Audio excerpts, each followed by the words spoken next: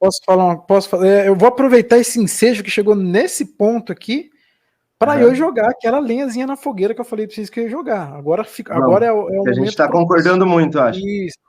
Agora é o momento propício. E eu vou pegar, por exemplo, o ponto que o RC trouxe, por exemplo, porque é o ponto, tipo assim, é o içador da madeira, entendeu? Eu vou pegar o ponto porque eu vou jogar a madeira através do que o RC levantou. O RC levantou, tipo, um ponto que é evidencial, né? Toda vez que se busca a interpretação, por exemplo, de algo que era atribuído a um deus, entende-se que aquilo, quando se analisa a luz da ciência, entende-se que aquilo era uma evidência de algo que acontece naturalmente, por exemplo. Aí, existe um ponto que, tipo assim, isso vai chegar na ausência de evidência, por exemplo, para a existência de Deus. Aí tem aquele problema. A ausência de evidência não é evidência de ausência. Eu sei que nesse ponto o RC vai falar, talvez não vai concordar, e eu queria saber qual o ponto do RC e o ponto do Anthony para essa pergunta. Ó, a ausência de evidência não é evidência de ausência. Como que vocês agem com relação a essa proposição? Certo. Posso ser um pouco prolongado em responder isso. Sim. Se o Anthony preferir, ele pode falar primeiro, se quiser. Mas se quiser, não, vai embora. Depois a gente tenta amarrar os novos. Vai lá. A ausência de evidência não é evidência da ausência, né? Este é um questionamento. Mas nós podemos considerar como possibilidade algo da qual não temos nenhuma evidência? É uma pergunta, é um contraponto a isso. A quem diz isso aí? Nós podemos considerar como possibilidade algo da qual não temos nenhuma evidência? Eu acho que eu podia tentar trabalhar junto nessa questão, por exemplo. Eu acho que a gente pode, de algumas formas, em algum sentido, sim, considerar como possibilidade, certo? Por exemplo, uma possibilidade lógica, ou uma possibilidade metafísica, ou algo nesse sentido. No entanto, isso é pouco prático, né? Eu acho que é mais ou menos isso que você está falando, não sei. Mas é pouco prático você considerar como possibilidade que, sei lá, que qualquer coisa que pode acontecer vai acontecer. Seria uma loucura, você não ia conseguir tomar nenhuma decisão a respeito do mundo e tudo mais.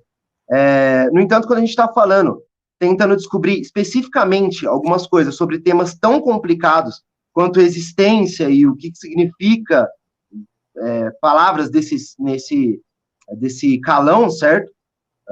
É útil a gente, pelo menos, deixar isso claro. Ou você entendeu minha posição? Concorda com isso? Discorda? Entendi, claro que concordo. E assim, como eu disse, eu posso ser um pouco prolongado, por quê?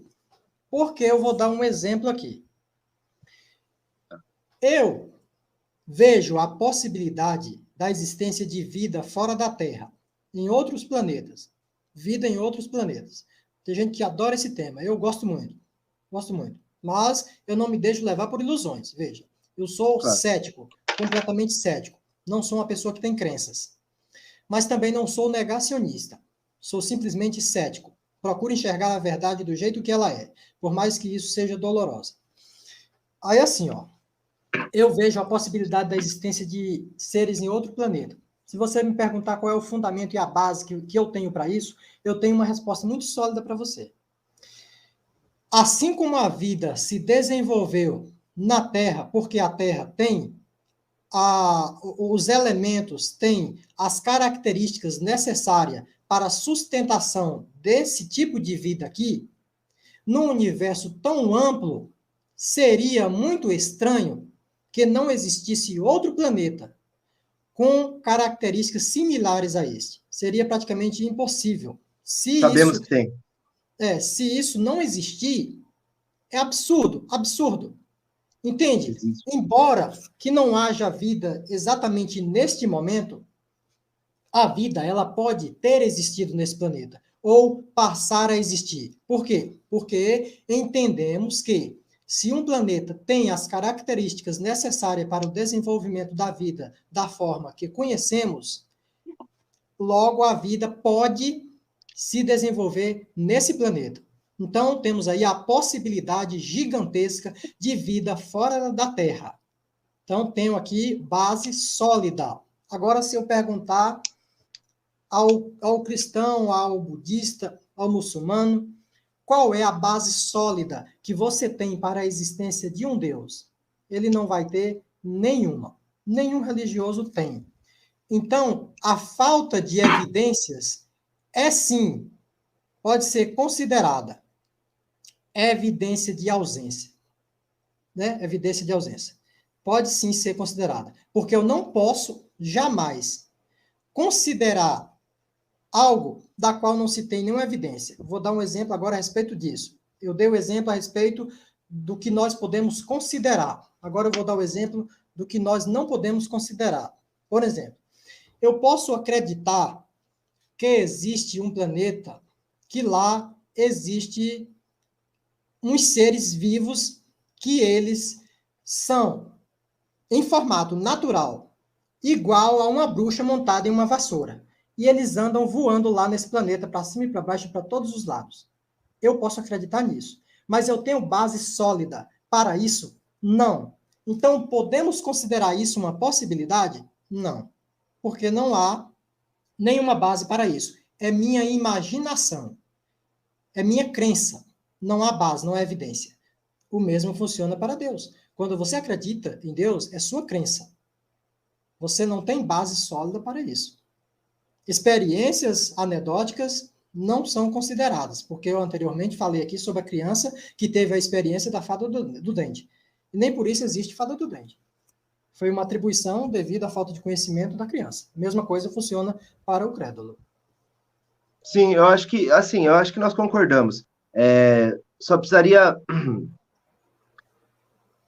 Talvez eu veja um pouco mais, ou muito mais, de nuance mesmo nessa definição de Deus.